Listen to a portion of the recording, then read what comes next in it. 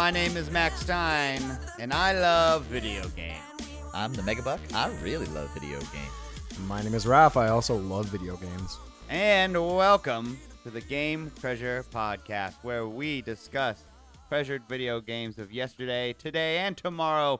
Warning, the Game Treasure Podcast is not for children or anyone with a brain, for that matter. Anyone with a brain. Thank you. I was waiting for it. You had to do for it. that matter.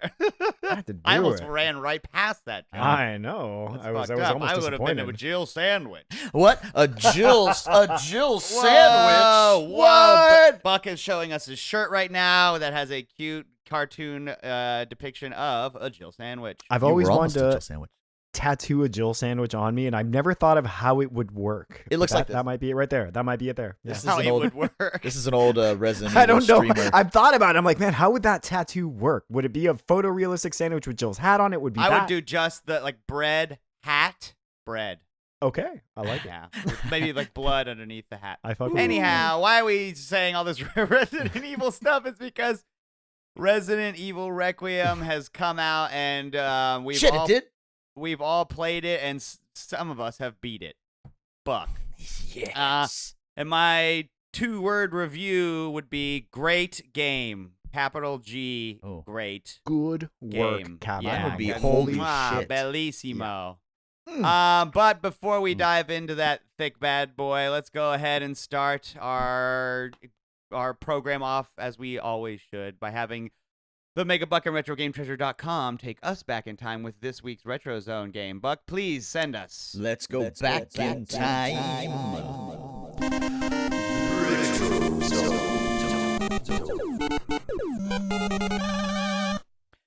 Don't worry, I don't expect either of you to know what the hell this is. Challenge accepted. Let's go. Yeah, I'm curious. now. Sure, no problem. Did you know that we got kinda Metal Gear on the Sega Genesis? Metal Gear? Yeah, Metal Gear. Metal Gear. Metal Gear. The neck. You got to do the David Hayter. Sega. Metal Gear. Sega. Ow. Okay. Hold on. Wait. Try to do that real quick. Try to do solid. Sega. It hurts your Yeah, it does. mouth Yeah, to do. I don't know how David Hayter does that voice. Yeah. Okay, I lied a little bit. It's more like Metal Gear and the Jungle Strike games had a baby. Okay. Okay. Produced by Zynrix, the Dutch company who ended up reforming years later and made the Hitman games. That's what they're really famous for. Oh. After their initial Sega Gem Subterranea, they made Red Zone. What the fuck Red is this? Zone. I don't know this one. Yeah, I don't know this one either. What is Red Zone? Red Zone has some of the coolest 3D graphics you will ever see on the Sega Genesis. It starts with the really? intro, and you're like, holy crap, that animation is too fluid for the Sega Genesis. The game alternates between chopper levels, a la Jungle Strike and Desert Strike, which is done very well. And then when it's you say chopper, Mhm. it's helicopter. No, well, yeah, sorry. An AK-47. I'm assuming you play as the guy from One Piece. Yeah, Tony sorry. Chopper. It's a top-down, Yes.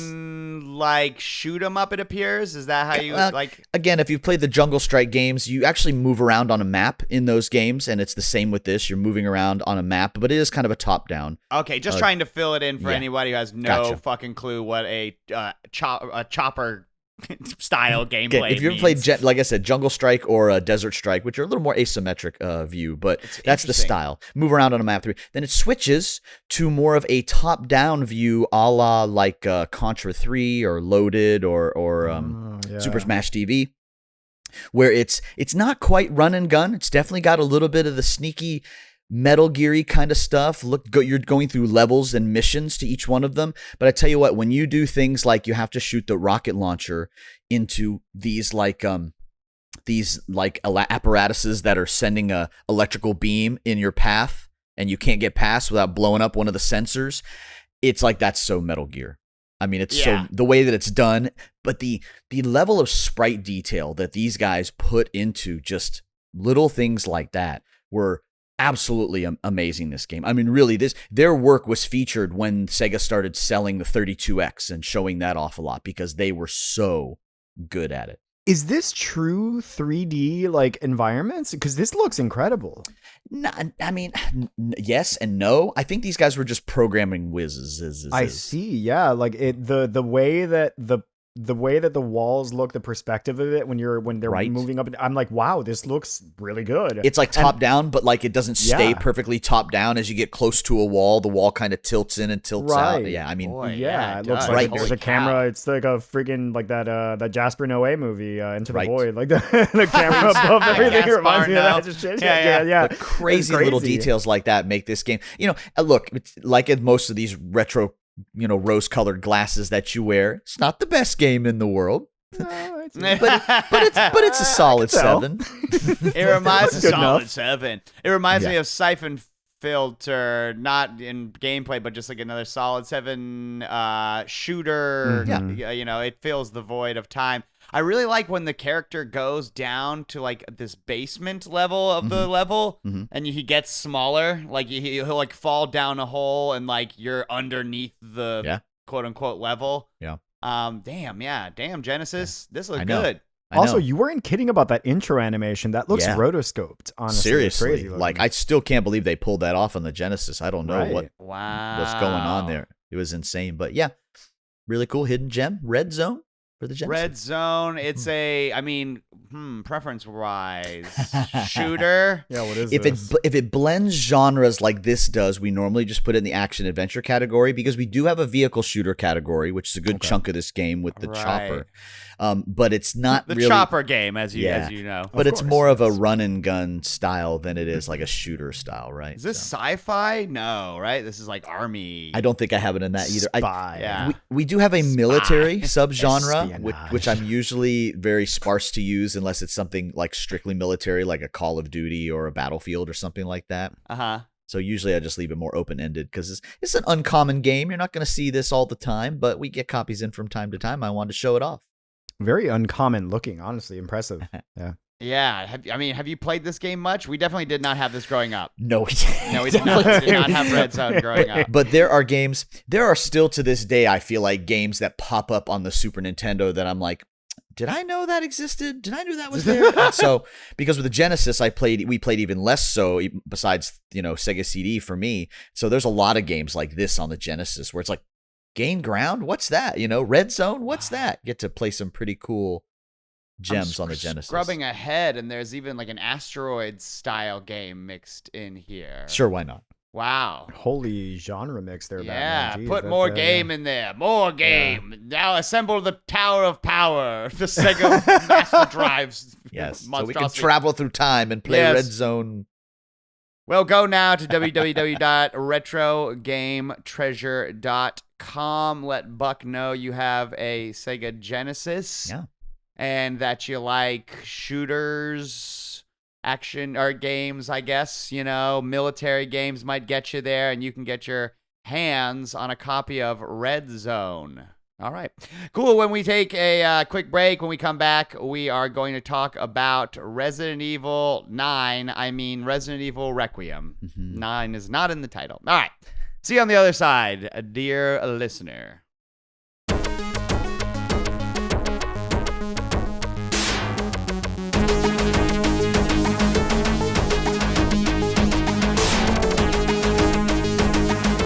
All right, guys. Let's talk about Resident Evil Requiem. Okay. Yes, please. God damn, this is a good ass fucking game. Oh, we I did it. already Show's see- over. That's good. That sums it up. That's good. What should you buy it? Yup. Does it play good? Yup. All right, pack it in, boys. It is worth the full price. It 100%. really is. Peek behind the curtain. Me and Buck have Steam share. Actual get ready for family this. share, It 'cause was family. actual family share. So it was like I don't.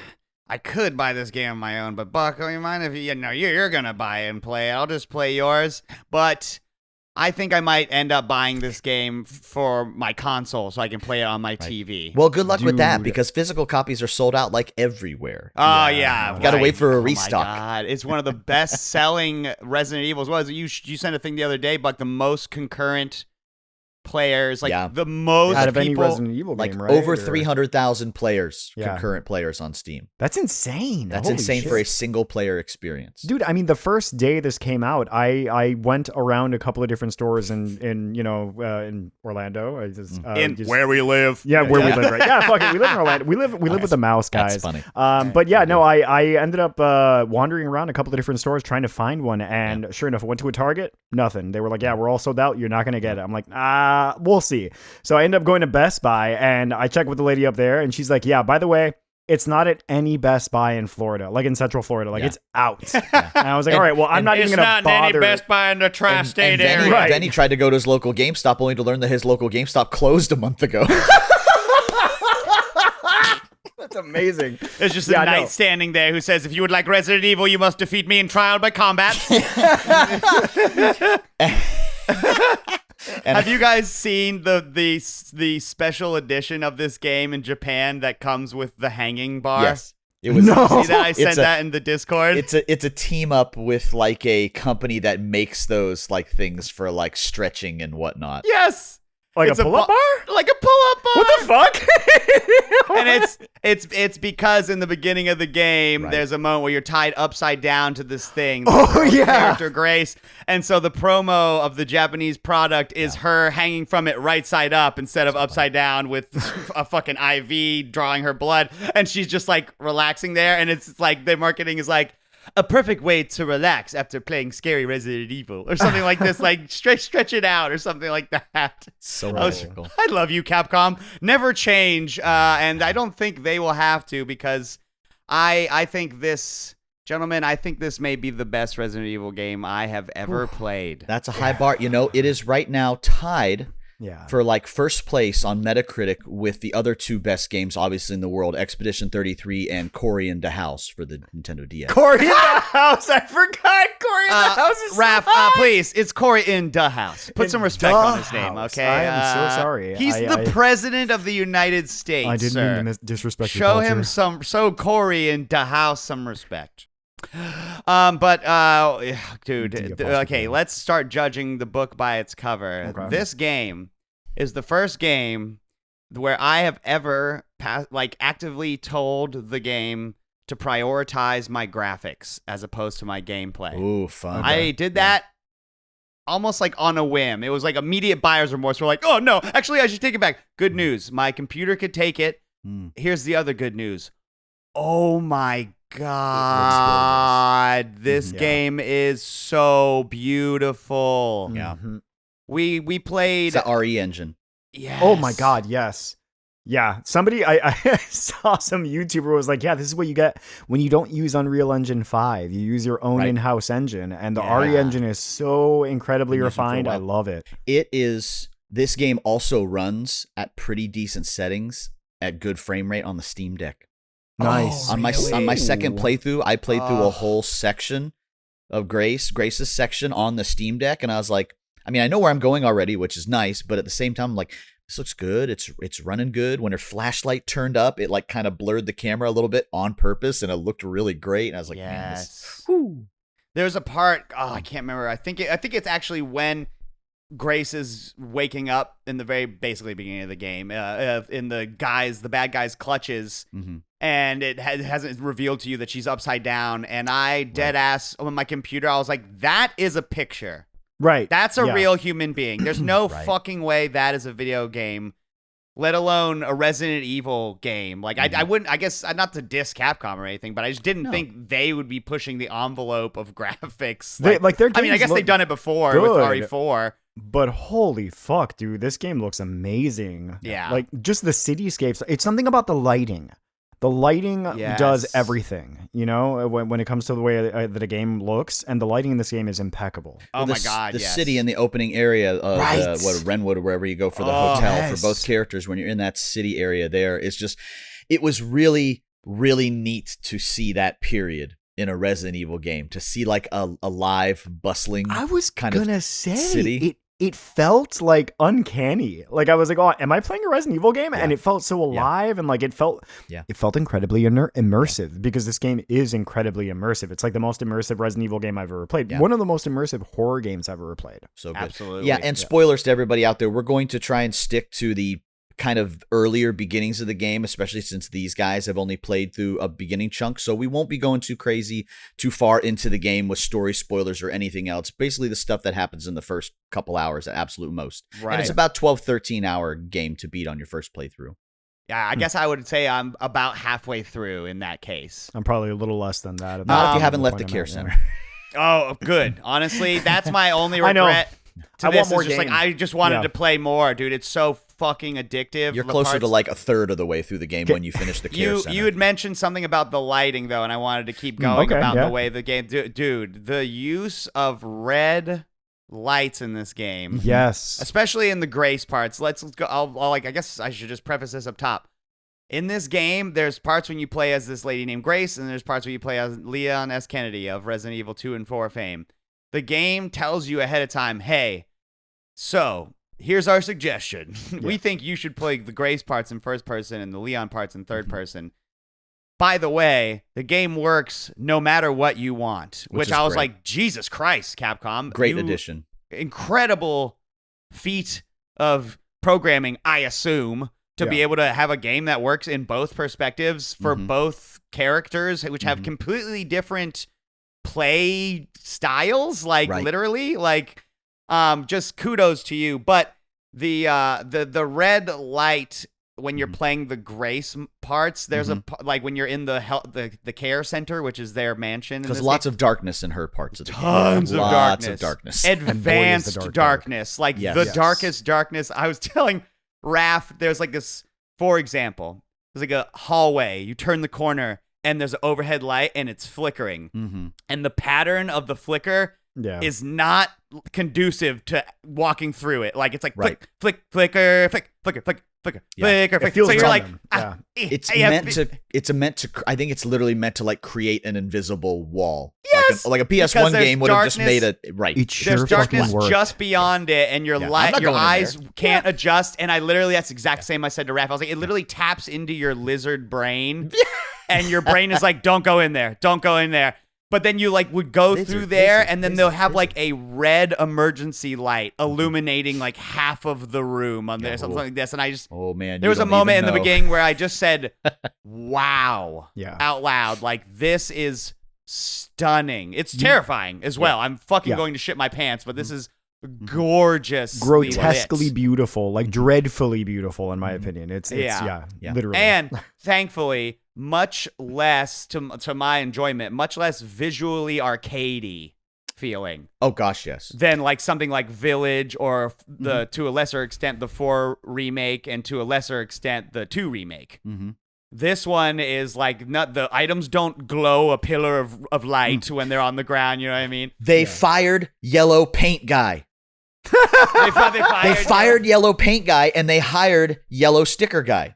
Yellow sticker guy. Yeah, there was yellow stickers. Yeah, but the immersion of that is, if you look at the boxes now that Leon breaks, they have a yellow like fragile sticker on them. Makes so much sense. Like it's world changing. Like it's so much more immersive. Opening sequence when you go from the city street into the actual hotel at first, there's a bunch of police tape that actually guides you down the way. I noticed like down the hallways, like in the back alleys, I was like, oh shit, there's like yellow police tape going in this direction, so I must follow that.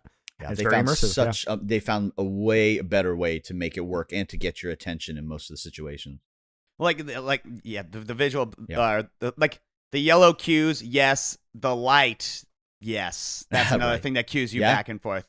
The sound. This is my favorite aspect of it. Ooh, God damn, dude. What the fuck? I was trying to recall like how many Resident Evil games I played with headphones on and how many I played on the TV. And I was like, maybe it's just because I didn't play that. But I definitely played Village with headphones on. I don't know if I played 8. I wasn't a big fan of Village. But that aside... My goodness, when you set the audio to I have headphones on, every goddamn sound is so fucking terrifying. Stomach churning. Oh my god. They do that a lot. They do that a lot. When you're playing as the Grace character in first person mode, she is like a bashful FBI agent. So she kind of yes, dude, she whimpers like constantly and like the whole time. Her whimpering scares me. Yeah. Like I'm just like, calm down. God damn it, you're we're freaking walking me down out. a scary hallway and I'm going, holy shit, man. And a split second later, she goes, holy shit. And I'm like, yes, my sentiment exactly, dude. It's, you know what though? It's not even just her sounds. Like just the environmental sounds are so well done. So I'm sitting there and then I hear what sounds like. So that beginning section, like you should be 100% alone in that hotel, right? And you're walking around before anything scary has happened at all, right? Yes. And I'm hearing what sounds like footsteps, like in the room next to me, and it fucking scared me every single time it would happen. I would stop and listen, and oh my god, my stomach hurts now thinking about it. But hearing stuff, hearing enemies through walls. Becomes like kind of important. It becomes an aspect of the gameplay because part of Grace's gameplay revolves around like hiding from shit. And so like the visuals and the sounds, you will get a cue to know that a zombie is there because you'll see his shadow on the ground. Yeah. And you'll hear him like going, So I've got some first playthrough pro tips that are not spoilers at all. Nice. Okay. That are going to help you with this game. Hit me. Things that they don't tell you. I love this because it's Mega Man X syndrome, right? There's no, Grace, do this, and then the zombies will, the next time you're playing with Grace, go up to a corner and hold your left trigger to aim, and then so that you aim, you will corner peek. Oh, wait, what? Nice. That'll help me tremendously. Grace has a corner peek mechanic built in. If you go to a corner and then hold L left trigger, whatever your button is to hold your gun up to aim. If you do that near the edge of a wall, you'll lean out 45 degrees and you'll corner peek. No shit. Yeah. Very helpful. And they don't even tell you about that. So much of absolutely. So much of her gameplay revolves around like, I gotta get through this room pretty quickly, hopefully without using much ammo, because her gameplay, we could just go right into the two different styles of gameplay that we get. Oh, yeah, because for sure, Capcom has managed to have their cake and eat it too. When we talked to Mr. David Jaffe, he said sometimes remaking games in a legacy is hard because different fans like things for different reasons. And Capcom said, hold my beer. Here's both versions of Resident Evil that people like in one fucking game. So the Grace version, or the Grace, portions of the gameplay, you're playing as this weak person who is I just an call FBI her a agent. normal person. Yeah, like, you know what? Right. Yeah, normal person You're right. would react I'm being to a this dickhead. situation. Yeah, I would also begin stuttering if I watched a giant Right, and shaking, pissed my pants once or twice by now. Yeah, For absolutely. sure. Vomiting, just constantly vomiting. When the very first zombie pops out, I audibly let out a Jesus Christ. Yes, me Yeah. too. And then it does a double scare on you, of course. right, It does the Well, because That's Ominous the dread craziest fucking scare. moment when you see that and you're like, oh, were you there the whole time? yeah. How long have you been there?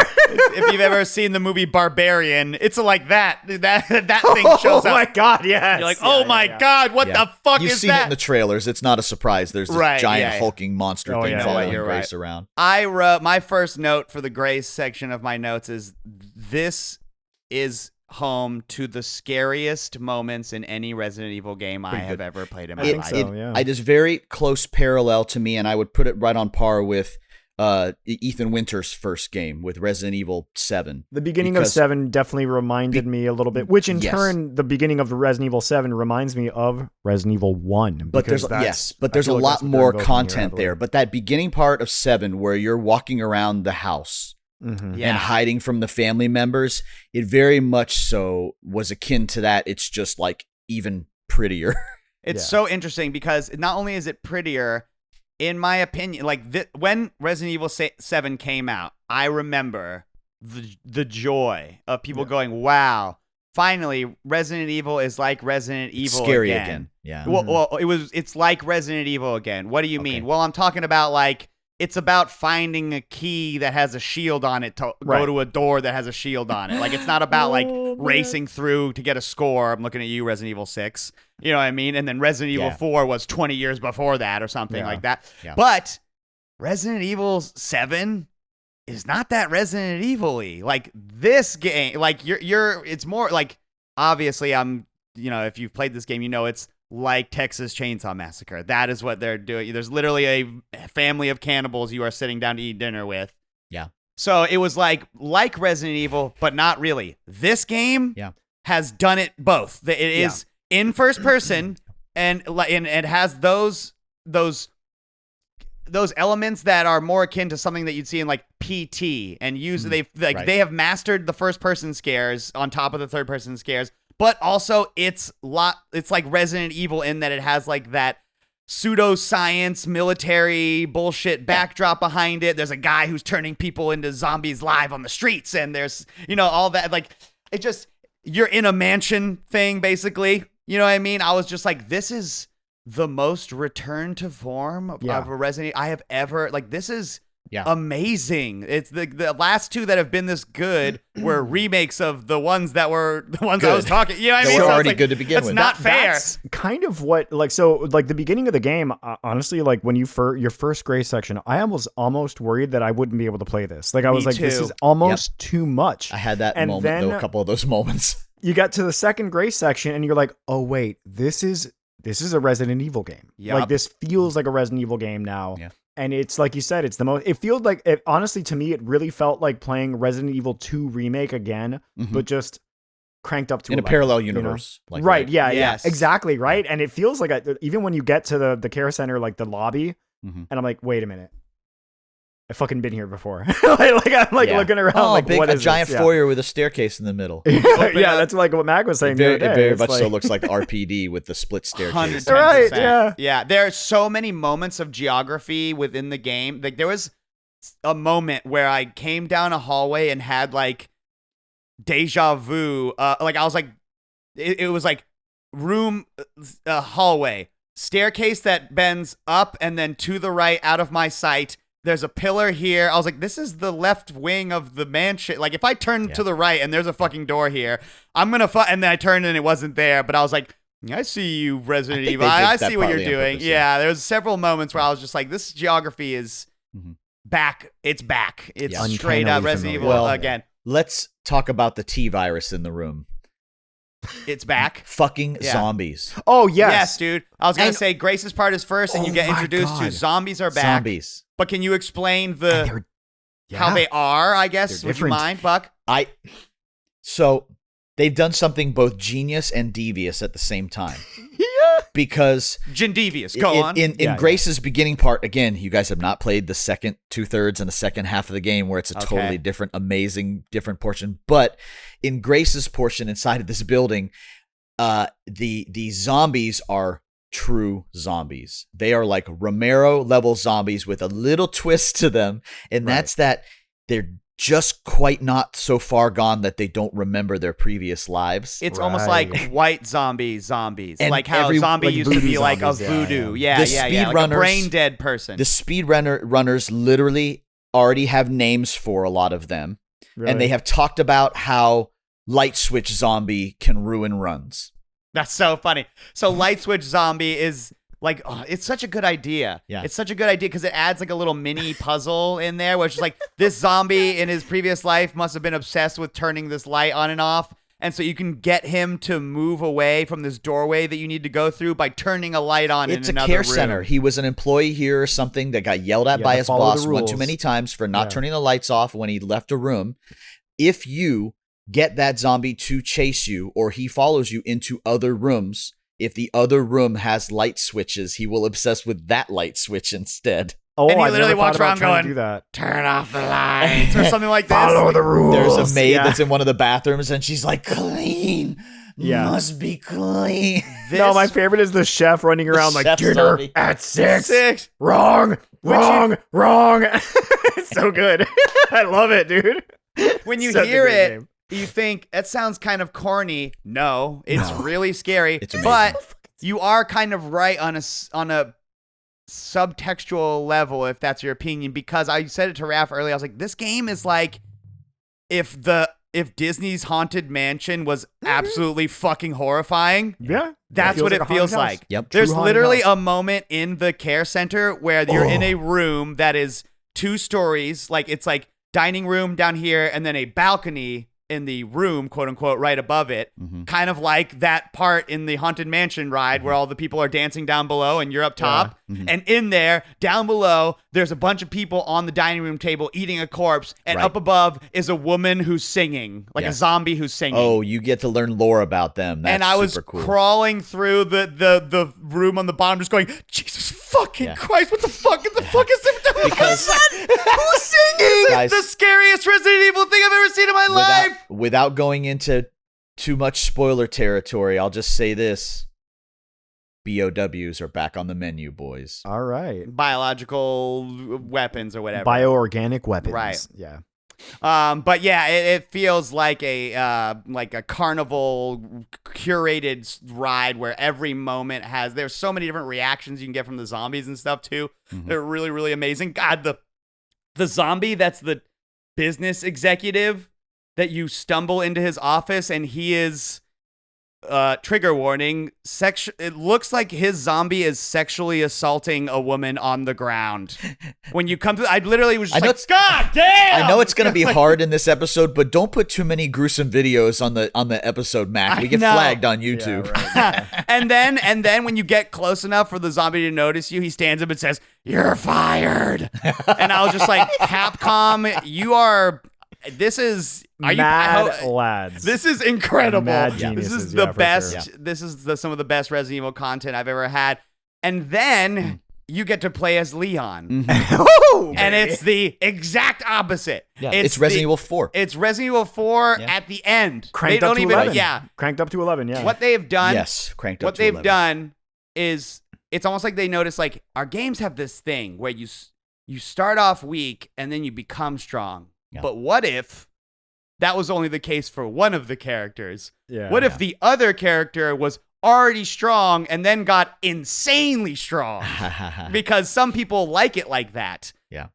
And then thus, this is what you get with the Leon section. Like, you that beginning part that they already mentioned where you're walking through the streets. Yeah. You do that exact moment with both characters. Yeah. And that's like, it happens very It's quickly. a perfect way to set it, though. I was just like, Yeah, this yeah. is the most brilliant thing I've ever. This is because when you're doing it as Ashley, you're just like, this is scary. Even walking Grace. down the street is. Yeah, or, like hey, I'm Ashley, anxious. Like Wrong my stomach resident. hurts, I'm yeah. anxious. I'm scared. And then you More do it spoilers. again as Leon, and you're like, I'm ready to go fuck shit up. Yeah. Like the exact And you're already opposite. partially familiar with the area because you just Yeah. did it as Grace, but Yep. then it gets blown wide open because shit hits the fan. They basically say we want an excuse to be able to throw 5 guys at you simultaneously without like at the beginning of the game without you feeling like you're being overwhelmed. Right. Because when you're Leon, you're like 5 guys, no problem. Hand grenade. Boom. And you're like, get fucked. Shotgun. No, my favorite moment in that beginning is when you're shooting and stuff, and then like all of a sudden a whole bunch of like the BOW show up, and he's just like, time to get shit done, and then he pulls out the titular Requiem and fucking blows them away because that a thing is huge fucking hand cannon awesome. monster fucking ridiculous gun. And I love just even like the things that Leon says versus Grace's like constant whimpering puts Yeah. you in a different like Oh, fucking there's a part where Leon gets kidnapped and he's about to get interrogated by the main bad guy, and instead he just beats the shit. He like breaks himself free and is just like, I ain't no bitch, and fucking beats the hell out of the guy. His one-liners are so freaking Yes. great. He has one later on where like there's a zombie on this bike and falls off, dies, whatever else, and he's like, should have worn a helmet. Yeah. The giant baby monster Leon, that just you keeps goof. screaming, it's my food, it's Yeah, my chunk, food. And when you kill him, Leon says, I'm not on the menu. All Oh of his my great God, that's Whereas one-liners. basically, as Buck already stated, they basically like you'll kill a boss with Grace, and she'll just go, "What the fuck was that?" Yeah. and that, Yeah. what the fuck is happening? Leon would be the like, memes yeah, that I've that's been more seeing normal. online where it's just like playing as Grace and it's like the fucking wife from The Shining screaming, and then like playing as Leon, it's fucking John Wick. Like, Yeah, he there's a literally part does like the pull his handgun to his chest when the enemy's close to him, John Wick Yeah. style. Like, There's a part where you solve a puzzle and the zombie gets up and she just goes, "Of course you would get up." oh my god, Hers is yeah. realistic. Something about Leon sections that I actually would love to like talk about mechanically, which I think is incredible. I know we were talking about the other day. Dude, that chainsaw. Yeah, we can just skip right to it. I'll come back to what else. But oh my god, dude, Yeah. Capcom again, you have outdone yourself. Where they were like, okay, we've done this thing where like chainsaw enemy.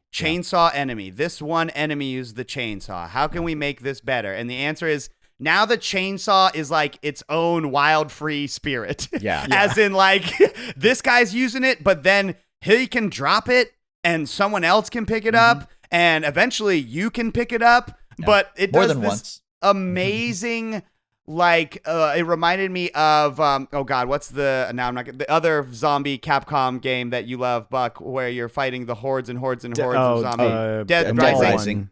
Dead Rising, yeah. It does this very Dead Rising thing where like the chainsaw will fall on the ground and begin spinning around wildly and you will can't grab it till it's safe. Yeah. It'll hit both you and the zombies if any of you try to like run up and catch it. When I was like, this is amazing. So there's these really interesting mechanics they put in the game. They gave Grace the defensive weapons a la like Resident Evil 1. The knife and stuff. Yes. Yeah. And they also made her item boxes, traditional Resident Evil style. Right, like X I said, amount of she has slots. like 6, whereas Leon has his attaché case. You get hip, I didn't even you get hip notice packs. that. with yeah, but Grace. the point is you have the 2 different menu Yes. styles. Well, my point is it all pours over, like Max said, you are literally playing 2 different Resident Evil games in one, because Grace also has the defensive weapons like the makeshift knives from Resident Evil Remake, whereas Leon, they've replaced his combat knife with like a hatchet, like a nice hatchet good. that you have to keep sharp as you play, but you can constantly sharpen it with like a honing stone,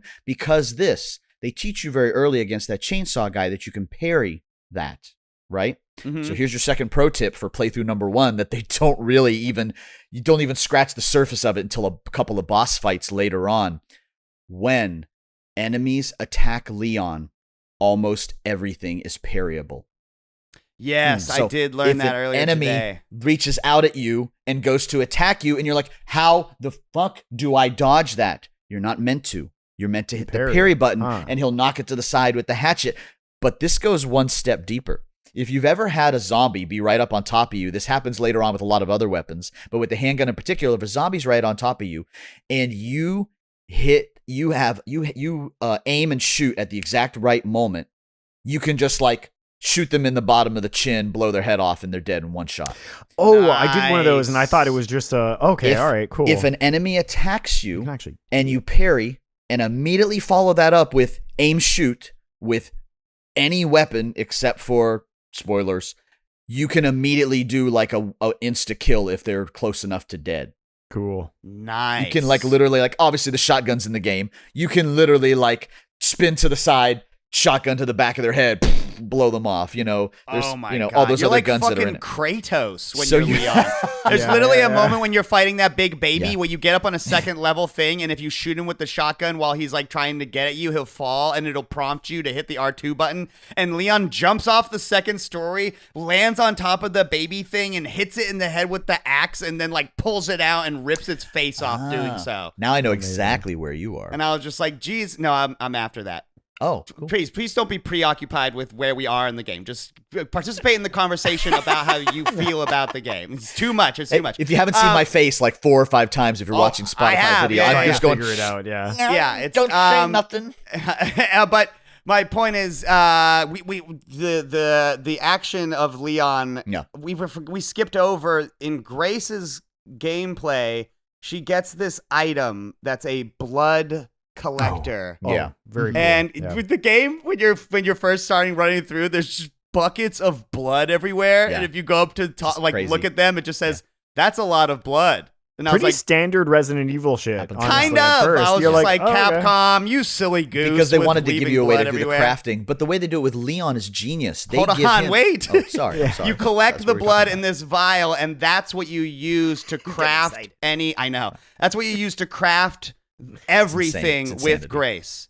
So you'll like, for example, if you combine it with an herb, you'll make a fucking Med injector a thing. weed vape pen that heals you. That's totally what it is, right? Am I That's what saying, it looks like. It's the herb turns into a weed pen. You Come on inject now. it, but yes, it does look like it. But if you combine it with scrap, it makes handgun ammo. If you combine it with this other thing, and so bosses that you kill, like sub bosses, will leave experience points. I mean, piles of blood. Kinda, like sorta, I was just like, oh my god, this is because crafting has been in Resident Evil for a couple games now, where you can craft your own ammo, which is kind of like Sure. hard to balance with a survival horror game where they're supposed to limit you on ammo. Mm-hmm. But I think adding the idea of like the buckets of XP and the XP you get from killing your enemies, I was just like, this is Well, you god don't. damn, dude. You don't kill all the enemies as Grace. You just like really can't, even if you upgrade her gun a little bit. And I so spend a lot of time it running. adds this Sure. extra little bit of like, do I stop and grab that blood? That I just ran past that zombie. I mean, he's right around the corner. And so if I'm going to stop and, use the Right. plungery thingy, soak up the blood, is he going to get close enough to me? Well, I and- killed the giant baby monster and the cook as Grace in the first part of the game you got the before pantry switching key. into Leon. Yeah. So there's also like with the blood drawer thing, whatever what do they call it? Hemo something syringe. But Doesn't matter. that thing, when you can make the stealth kill item. Like it's the thing that you Yes. come up behind people and Yes. kill them with stealth kill. And I noticed that every time you kill something with Yeah. that stealth item, they drop a blood bag, which helps you refill your blood container so you can make more stealth items. Yeah, it's great. Yeah. I And suck at another it. It's not reason crap to go why in. you would want to use one of those things to kill them is because the return of the red zombie, basically. Some of blister the heads. They're zombies, called like blister Buck, heads. yes, like Buck already mentioned. I The just first time ran it into my happened, first I one of said, those. no! Crimson heads are back. Because you know Crimson that heads are back. nothing is safe. Because now even a dead body is like, don't you get up. Because if No, they get up, what It really stands up. glued me into that was that I had killed a guy, I had left, come back later, and he was still on the ground, and I noticed that You I could hit was the holding button to use it. I was holding the thing for the stealth kill, and it said to do it on the dead body. And I was like, why? yes. Why would I need to do that, this? Capcom? Yeah, why do I need to do need that? I'm like, why do I need to do that, huh? Oh my god. So on the flip side with Leon, they Yeah. went with the Resident Evil, his previous style, where he's collecting combat data. He's collecting data on the monsters. That's what the little bracelet he's wearing does. You're collecting points with that. So when you go back to his box, you use that to buy a new gun in replacement of, money too, like you would for the merchant. yeah. And like in, the other ones too, like Resident Evil, like 5, you had that kind of system too. You're using the points to upgrade your guns, buy new guns, upgrade combat armor, those kinds of things. And That's you're so smart. collecting. It's gamified So it in a way smart. that it's Yeah. you world building. It's universe building. And it's gamified in a between the lines type of way. Right. Instead of like, Tongue in cheek. I just really didn't like the overt gaminess of Village. I was not a big fan. No. You don't like Of- Universal movie monsters?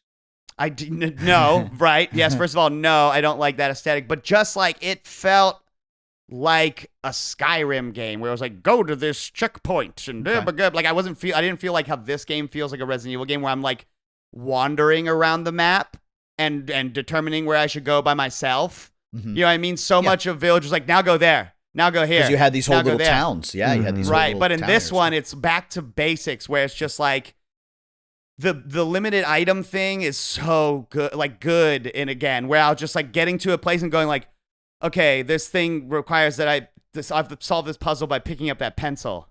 Fuck, I'm gonna have to come back here. So now I have to, okay, and you have to do a little plan. Resident Evil, you know what I mean? I'll go run back. That means I gotta run by the screaming lady. Fuck, that sucks. Okay, And- what do I need right. to pick up? And wait, where Don't was that forget. door? Yes, dude, I fucking love it, man. It's so good. I will notice. I guess I'll ask you, Buck. Yeah. So far, there have not been so many Cat. zombies. Zombie cat. There have not been so many capital P puzzles in the game. Like, for example, I came across this doesn't even count. Like there's a part where you got to open up this organ box, and Yeah. you got to find Yes. the That was code a to great pick it up. puzzle too, by the way. But I haven't run into one that's just like Resident Evil kind of originally made its bread and butter by being like, here's a slide puzzle. Yeah. Or here's a sequence puzzle. Right. I haven't run into any of those yet. There's not a lot of them. There's really not a lot of them. I just don't. I think that's probably a good thing. They were all kind of a little bit campy anyway, and so they took out. I know exactly what you mean. Fill up these tubes of water by add 2 here, subtract 4 here. I tell you what is insane. Like Resident Evil 7, there was this like last puzzle, like this world building, impossibly complex puzzle. And as of our recording today, they just solved it. It took all the power of the internet. It still took like 4 days to solve this thing.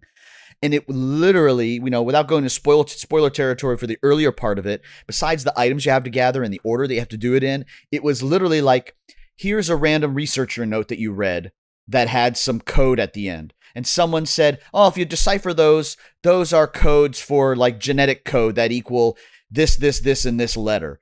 But there's another note that tells you to ignore the A, which meant take the A out, which meant this. Oh, it spells the word glitch. What does that mean? Oh, you go to here, you find this hourglass, you actually physically examine it and turn it upside down. On the bottom side, there's a literal scientific formula on the inside. Someone deciphered that, which came out to be like the distance between the sun and the moon.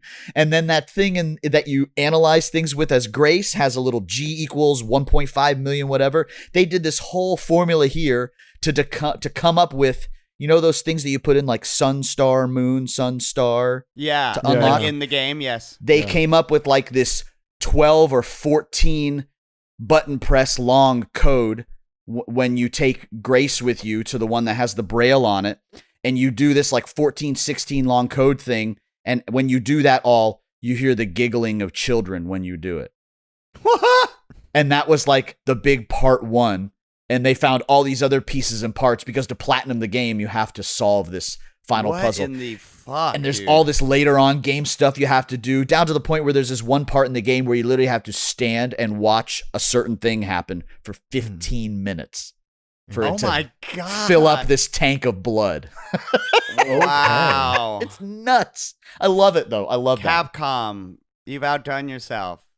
I mean, really and truly. That's all my notes besides miscellaneous stuff, really. The items that you can hold to get passive powers. Raph, have you gotten any of those? Mm-hmm. I'm sorry, to say that again? You get items that you hold in Grace's pocket that give you passive bonuses. No, I haven't found anything like that. Just the cool. typical items. Some of those that are you usually unlockable have. on the challenges as well. Leon, you will get charms. You'll get a charm. You for can your put gun. on like the the Yes. okay, yeah, just like the charms that would go on the attaché case. They did But they go on everything your right. gun, yeah. Every change that they made was a positive change. Yep. They made the scary part scarier. They made the action part feel even better to play. Amazing. They made the action part like Just less campy. Just wait. I don't know. Yeah, It's yeah, so gritty Leon good, dude. and Again, I forgot to mention this. The voice acting. I was so the good. VA, especially for Grace. Holy shit. Well, not Fuck, just him. dude. The main villain you run in, Dr. Giddy at the beginning. He is crazy. He channels like a Heath Ledger Joker, like no one else has done since Heath Ledger's Joker. very impressive. Very calm, very. I'm crazy, and you can tell a few seconds into me speaking. Very Hannibal Lecter. Yes. Vibes. Like he gets very breathy. I don't know. His voice actor just fucking he's scary sounding. Kills it. The part when Grace's mom gets killed in the beginning when she's screaming, "Mom, no!" Like I was just like, God. And I know you Jesus didn't. Christ, and I know you didn't know, Mac, but her mom was a character in Resident Evil Outbreak. Yes. I know you didn't play those like me and Raph did. Right? Yeah. Wonderful we mentioned that throwback. before. They didn't have to do that, and it was a It's- great tie. My goodness gracious. But yeah. So if you're on the fence about, I guess playing it, I don't be. Get I the think fuck off it's- the fence and dive I don't in. know what the It's so fuck good. to do for Resident Evil 10. Like, Right. you know what I mean? Like, Right. what now? Because you had these two branching Resident Evils, and you made us think that we could only get one or the other, but then you spilled the beans and actually made them, and that was both. So now you're gonna have to do that every time. They're 'Cause, gonna like, they're definitely going to make DLC for this because they have made DLC for the last 4 Resident Evil games, and they definitely left that there at the end to do some great stuff. But more importantly, it's already kind of been leaked that both Resident Evil Code Veronica and I believe Zero are getting the remake treatment. And so that will be really cool and interesting to see if they can figure out a way to make Zero a little like co-op, like 5 was, without ruining the horror aspect. Right. That would, if they could bridge some gap between like 5 and Outbreak with Resident Evil 0, like to give some type of online, we're in different rooms from one another, they could just, they could kill it. So my question, because Capcom does this with Resident Evil, like every 3 or 4 games, they kind of like reboot everything and change their whole like when they went to 4, right? Yeah, right, exactly. Their whole aesthetic, their whole like design philosophy. Mm-hmm. Then they fucked up 6, and then they reeled it back in, right? Yeah. So do you think, because there was 7, 8, and then this is 9, do you think that this is kind of like a new path going forward for them, or do you think that this is the natural progression of like their modern titles? Like, do you think that they're gonna go forward and I don't know, I don't even know like what they're gonna do next. Like I don't know how they could even go forward from this. It's so well done, and that's where they've set the bar. Fleshed out. Yeah.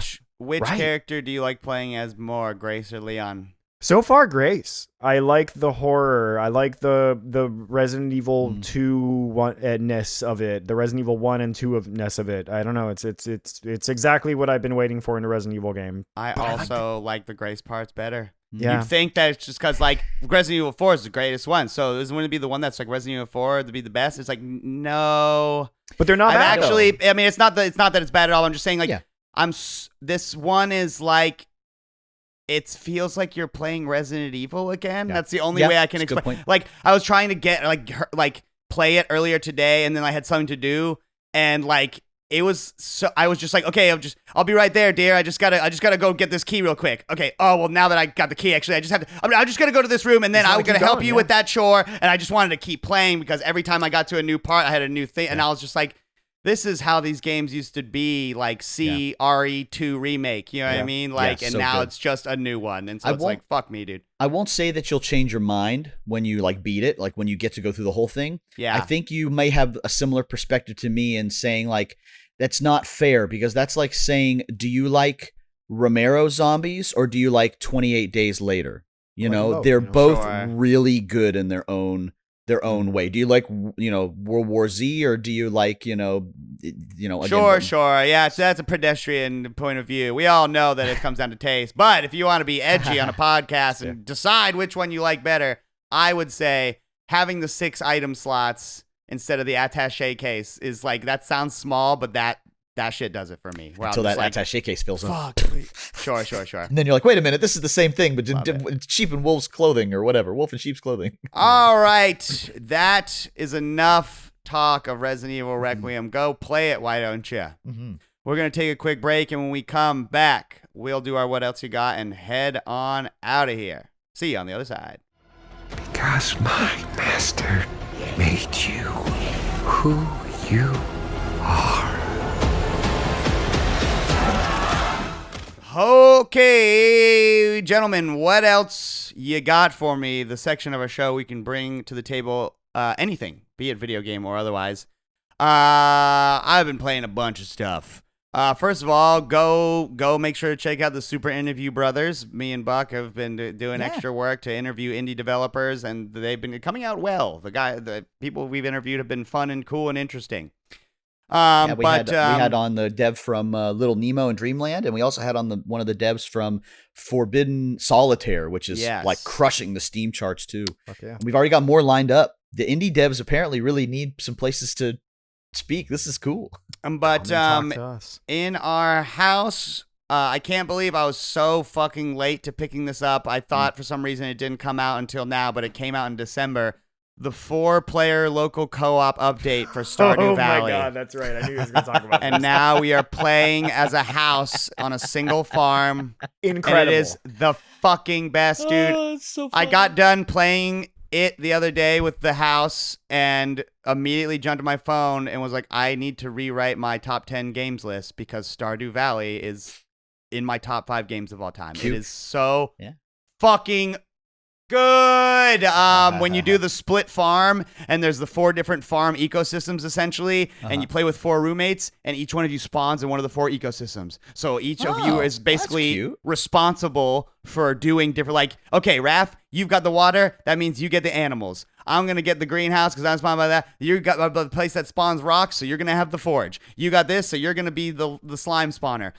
It's so fucking incredible. And secondly, 4-player experience-wise, I did get to play Mario Tennis Fever, the newest Mario Tennis game, and it kicks ass. My big takeaway is if tennis for the Game Boy ain't broke, don't fix it. Because you know I love me a good old-fashioned, simple Nintendo sports game. And you can turn on the Fever rackets, which are the rackets that give you powers, basically. Yeah. But without them on, it's just a good, fun sports game that is tennis.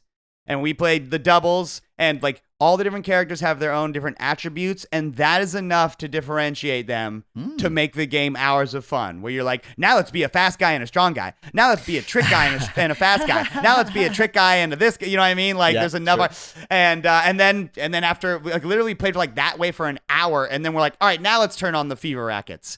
And it's like when those get turned on, it feels like playing Mario Kart without items versus with items. Where it's just like now we're doing stuff like laying bombs on their side of the court or shooting fireballs or hitting them with lightning and shit like that. And it's fucking good. I'm glad Nintendo has put out another good fun sports game in Mario Tennis Fever. That's fun. It is very fun, and that is all that I have for this week. Buck, what have you got for us this week, sir? I have a YouTube channel that I somehow found in my travels of all the indie devs that I've been talking about. It is in a genre that's called analog horror. Okay. And I just sent you guys a link to Avarian or Avarian. I love analog horror. And I talked to the guy that's on X. I talked to the guy that runs the channel. It's super cool. They've been running for about a year or two now. It's these short, anywhere from 5 to 15-minute episodes, and it's just like uneasy. It's like an interview show at first. I've only gotten through the first like 4 or 5 episodes or shows of it. It's like uneasy interview horror things. Like at one point he's got this girl on there and she's talking about it, and at one point, you know, it looks like you're watching a VHS tape and it cuts out more than a couple of times, and she's just like, where are we? He's like, what are you talking about, Vinko? We're talking on my couch or hanging out. No, I mean, like, where are we? How did I get here? How am I? And then like it's up your alley, Mac. A split second later, it'll just like cut and like, you know, tracking style, and they're just going, that was a great joke you just told. Like, it's cutting in and out of doing those. There was another one that was like a whole, it was like you were watching a training video of what different alarms you would hear in this biochemistry lab that you work in.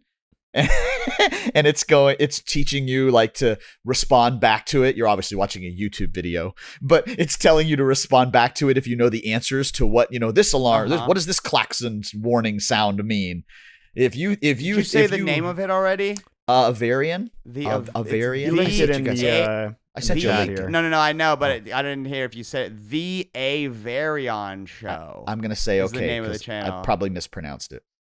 What a strange name. Super fun. I mean, I haven't gotten too far into. There's some Immediately scary looking ones down the road, but immediately subscribe. Yes. I'm watching them in order because I think there's a guy named Mason that runs the channel that films all this stuff. So it's good. Yeah, we were talking back and forth on X, which was kind of fun too. Fuck yeah. And the other one, I think you'll be excited about, Mac, because this came in the mail.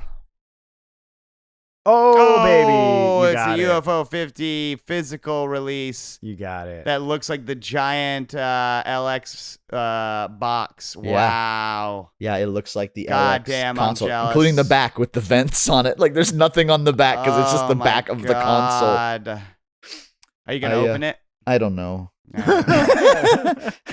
Yeah, I was thinking about getting it for my Switch, but God, I don't want to have to rebeat the games. Well, yeah, very nice. Collecting it at that point, right? One of the best games of the century. Nice looking box, though.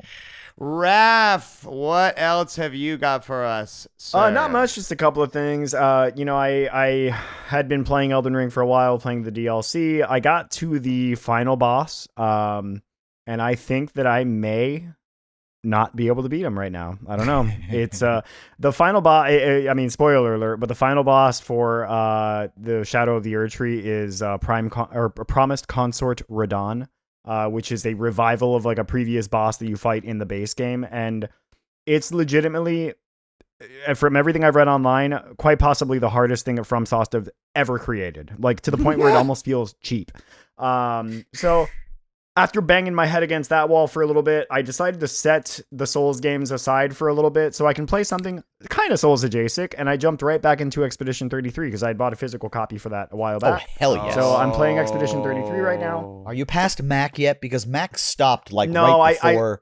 I just started it again, and I just got to the point that I was originally, which was basically still in Chapter 1. So I'm playing through that slowly but surely. I'm going to try to beat it, relatively quickly. It's so only I can like a dive into 28, 30-hour game. It's not a super long RPG. Yeah, I feel like I can beat it pretty quickly. The other thing is, the other day I was, something popped up in my YouTube recommendations that I forgot about. It's a YouTube channel that I used to follow a lot, that I haven't seen videos from in a while, but this guy, Questing Beast. I don't know if you ever heard of him. No. Questing Beast does reviews for tabletop RPGs.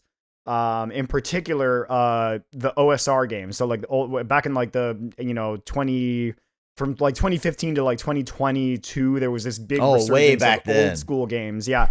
Old school I know, right? Yeah. The old school revival, basically a bunch of like little indie devs were kind of using the old D&D rule set to make their own games. And so I found some of this guy's videos again, and it reminded me of something that I had that I decided to kind of start rereading. Let me pull them up over here. But I have this series of books called the Old School Essentials, and it's basically a retro clone.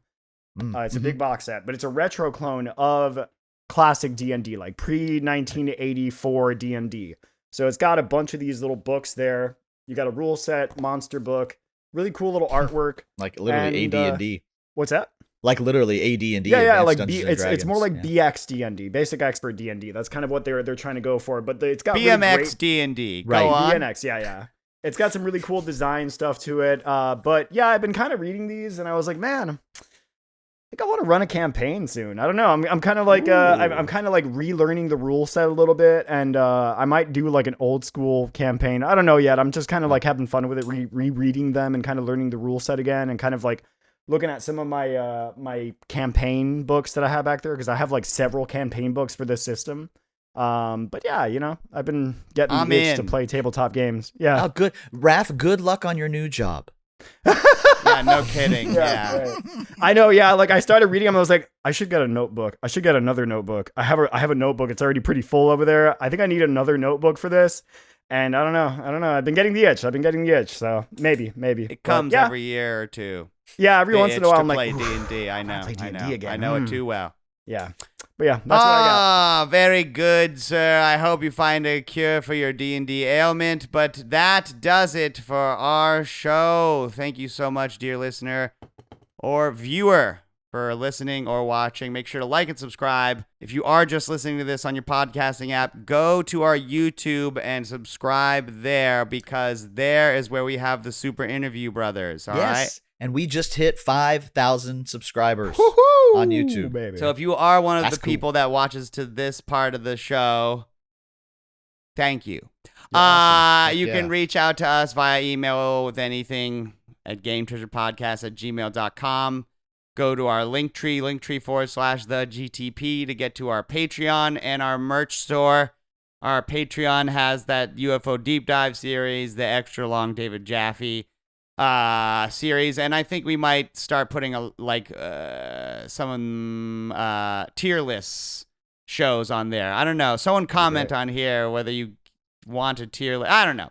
They're easy to do, but they're not really content. It's just us jacking off for an hour. Which is fun to watch. We want to thank Crunkwitch for the use of our theme song, Clash of the Droids. You can find them on Apple Music, Spotify, anywhere you can find music on the internet. And, of course, last but not least, gotta thank RetroGameTreasure.com. Owned and operated by Buck himself.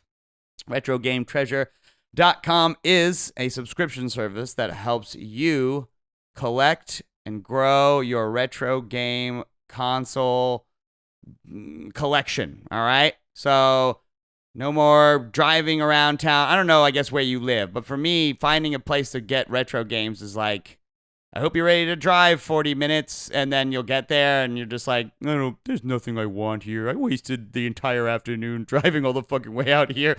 Instead, make Buck do it. Make Buck do the work, because you go, become a subscriber, and you tell Buck, hey, listen, dickhead, I like racing games, and I like platformers, and I like survival horror games, and I own a PS2, and I own a PS3, and I own a Nintendo DS somehow. And then Buck says, all right, that's not very many consoles. I wish you had more, but that'll do, pig. That's and then yeah. the end of the month, Buck packs up a box of games for those systems amongst those genres and mails it to you to add to your collection in perpetuity. So you're not returning these bad boys. Those are yours now. And don't worry, he keeps track of all the games in your collection, which is quite impressive, to make sure that you never get a repeat game. So start collecting games the easy way today with RetroGameTreasure.com. But until next week, boners, my name is Max Stein, and I love the Game Treasure Podcast. It's so bad. It's so bad. You are almost a Jill sandwich.